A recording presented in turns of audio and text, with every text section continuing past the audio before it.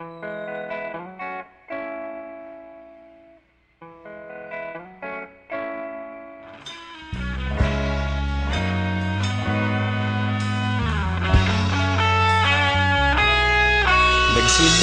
ang lahat sa eskwela, nagsama-samang 12, sa kalokohan at sa tuksuhan, hindi maawat sa isa't isa. Madalas ang standby sa cafeteria, isang barkada na kay saya. Laging may hawak-hawak na gitara, konting udyok lamang kakanta na. Kay simple lamang ng buhay nun, walang mabibigat na suliranin. Problema lamang laging kulang ang datong. Sana napunta ang panahon? Sana nga ba? Sana nga ba?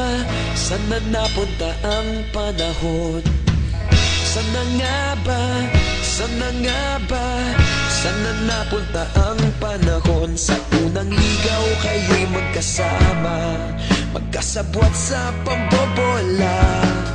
Walang sikreto kayong tinatago, okay sarap ng samahang barkada. Nagkawatakan na sa kolehiyo, kanya-kanya na ang lakaran. Kahit minsan na lang kung makita, pagkakaibigay hindi nawala. At kung saan na napadpad ang ilan, sa dating eskwela meron din naiwan.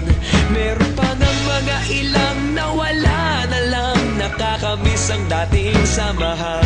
Sana nga ba? Sana nga ba? Sana nga bang barkada ngayon? Sana nga ba? Sana nga ba? Sana nga bang barkada ngayon?